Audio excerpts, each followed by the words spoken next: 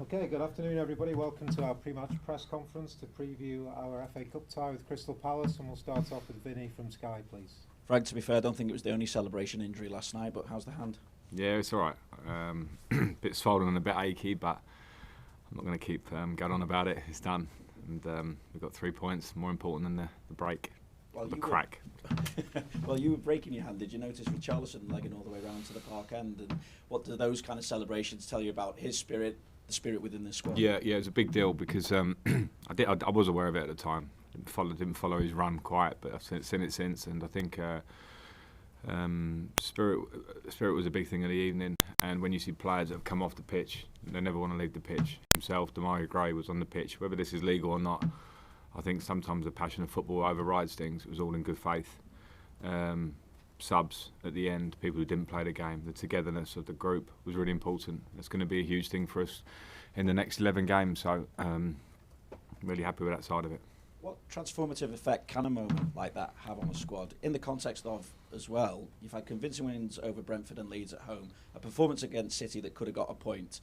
You bounced back after the defeat to Wolves with that performance last night.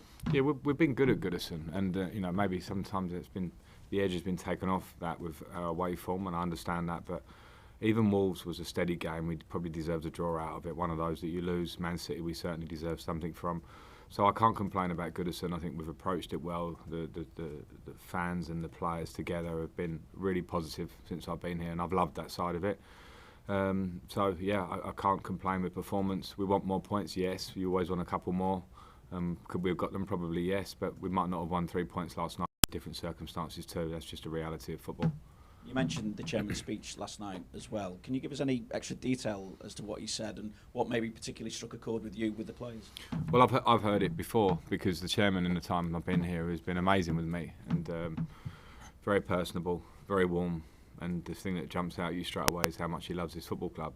And he comes and sits week in, week out. And I know there's been some tough times at different times for different reasons. But the man generally loves the club, and he explained that to the players from his younger years of supporting Everton over the years, the good times and not so good times. But he really put that across to the players in a warm way, which I think was part of the teamwork that got that win yesterday. So it's important as a club that you joined up. It doesn't always happen, especially in those roles of chairman, etc. They can be a bit corporate. They're not here, and that's why this place has a real heart and soul. The downside, obviously, was the potential 3-match ban for Allan. We understand you're appealing it. How hopeful are you that you can get that overturned? Well, it's hard to say how hopeful are you. I mean, we had a really bad decision against us, which we got an apology for, and apologies don't mean points. And there was nothing from that other than, thanks very much, and move on. With this one, there's no need for an apology. I think it's just an understanding that it wasn't a decision that should have been changed to a red card. I think it's very clear from my end, and I think that was very much the feeling of the evening. People like Alan Shearer talking about it on the other side of it. People who enjoy watching football in this in this country and like the rules that we go by. There's question marks over VAR. I understand the human side. I don't want to bang the drum about that. It would just be nice if the fact that we lose Allan, which is crucial to us for 3 games in the Premier League going forward, is a big loss for us. So we don't need an apology. We'd just like to, with a real with hindsight, look at the decision. Was it enough to want a red card? For me, absolutely not. We'll wait and see. At the stage we feel that chat with Mike Riley was almost pointless. And the reason I asked that is, obviously, the VAR official didn't send the referee to the monitor when it came to that penalty shout, the handball against Manchester City. VAR official Stuart Atwell last night, he did send the referee to the monitor to determine that red card. But the same VAR official, Stuart Atwell, was operating on the Brighton-Liverpool game and didn't send the referee to the monitor for Sanchez's challenge on Diaz. I don't think the conversation with Mike Riley is pointless. As long as we all get better, the process gets better. And there will be faults in it because we're human. I make mistakes as a manager, I did as a player, my players make mistakes. This is the world we live in. We're not going to get a faultless system, but when there's something like, for instance, when we played Newcastle 5-6 weeks ago, there's a really strong tackle from John Joe Shelby. It doesn't go to VAR for more than 5 seconds. And then in a tackle with Allan last night, which is a recovery tackle, yeah, it's a yellow card. We know that. It stops a counter-attack. They're yellow cards in that area of the pitch. It gets given. So it's a consistency. I'm very happy to have those conversations. I probably felt a bit angry last night in terms of that conversation with Mike Riley, but we have to have them to move forward. But the first thing in moving forward is for us sometimes to say, yeah, we got that wrong. Sometimes our emotions are wrong, but in the cold light of day, that's not a red card, and we don't want to lose Allan for 3 games, and now we're in their hands. Were you given any explanation as to what No. they were seeing in that?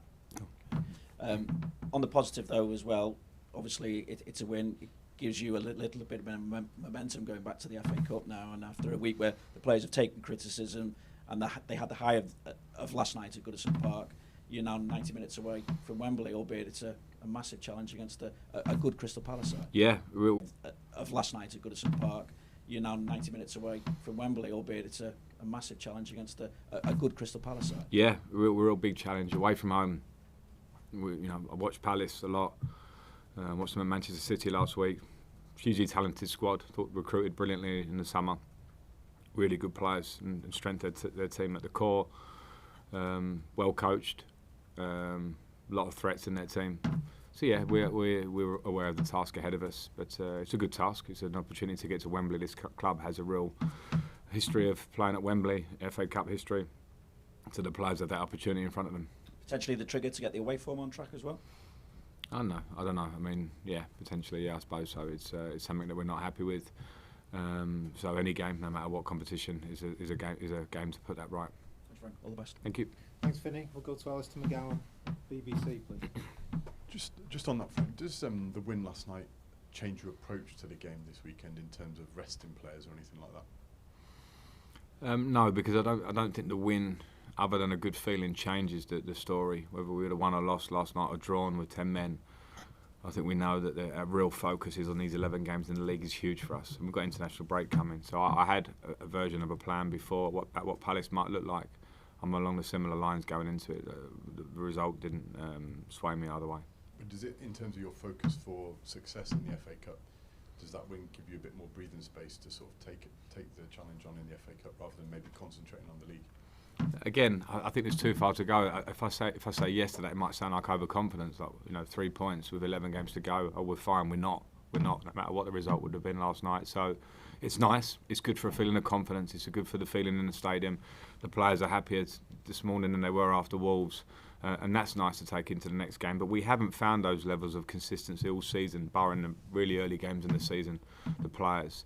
So to find that for me is the next step for us. We have to find some consistency in performance, how we go to Palace, how we'll go to West Ham after the international break, and that's the most important thing, and not to think too much more than that.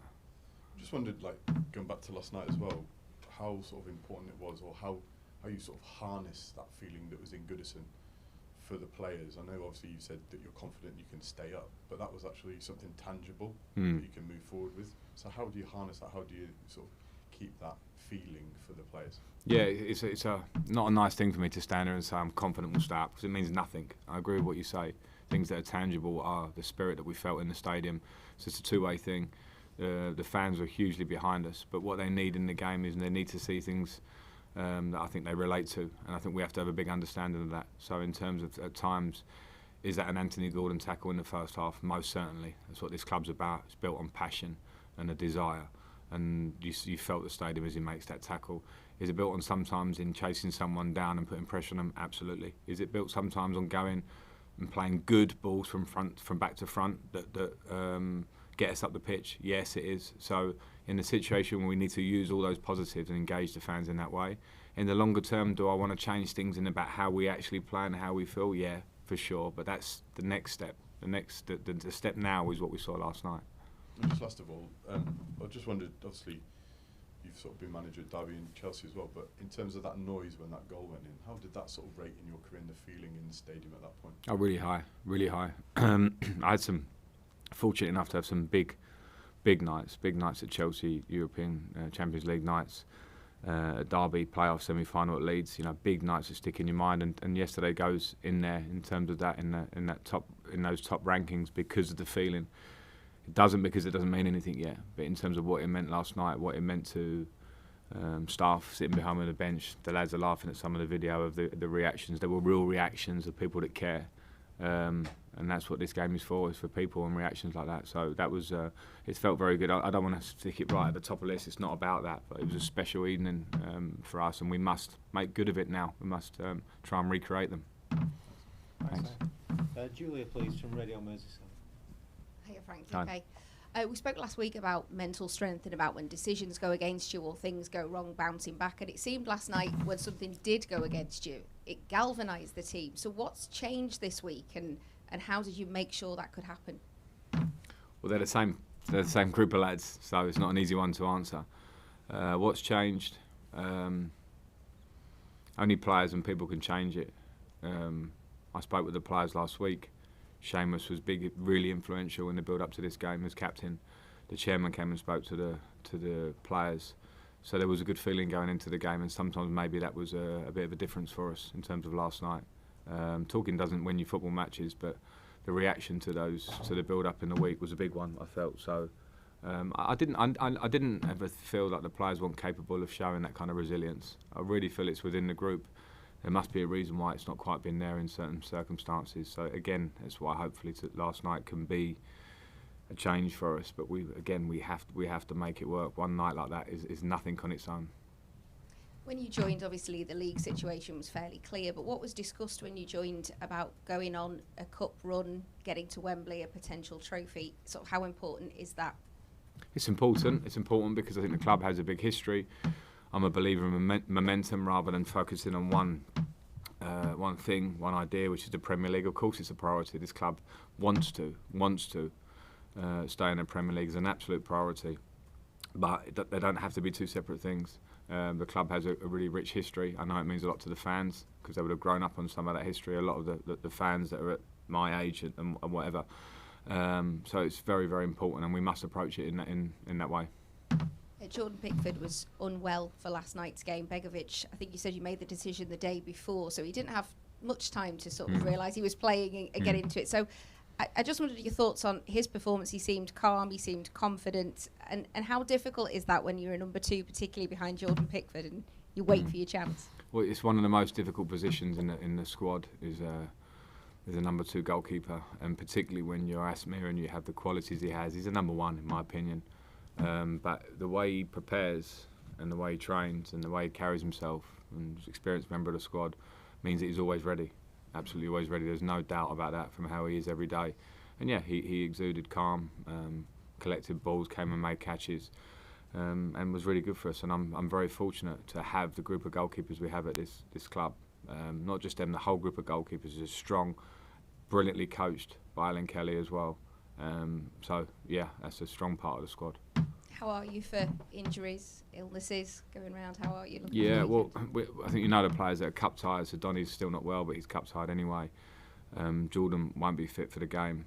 And in terms of injuries, it's a bit more of an assessment probably of how the players were. It's a really quick turnaround. We haven't been helped by the timing of the game on 12:30. I think the broadcasters picked the big boys to play as they see it, the big numbers later on in the afternoon when it would have been better for us, but we have to dig in and handle that. And so we'll sort of assess the players over the next 24 hours, the rest of the squad. Other than that, it's as is. Good luck for the weekend. Thank you. Thanks, Julian. Go to Carl Markham, please, at the Press Association. Hi Frank, I'm just wondering if it's possible to quantify what difference that result made to the dressing room in terms of, what, for instance, what does this morning look like compared to Monday morning? Well, it is important in football not to get too high and too low, but at the same time, when you feel a night like last night, it's important that you take the benefits from it, which is an understanding of what winning feels like. And here this season, we haven't won enough games. So we haven't had that feeling. In fact, there's been a losing feeling far too much from the early part of the season. So we have to understand something we have to get over. And so the winning feeling last night and the effort more than anything and the togetherness that goes into that is an important thing to take in and to move forward with. And I don't want to lean on it too much because since I've been here, we've had it, but we haven't backed it up in my short time here. Had a couple of really good wins, some good performances that we haven't really backed up. So now the challenge is to back it up. Thank you. Thanks, Carl. Are there any further questions in the open section, either on Zoom or in the room? Please raise your hand now.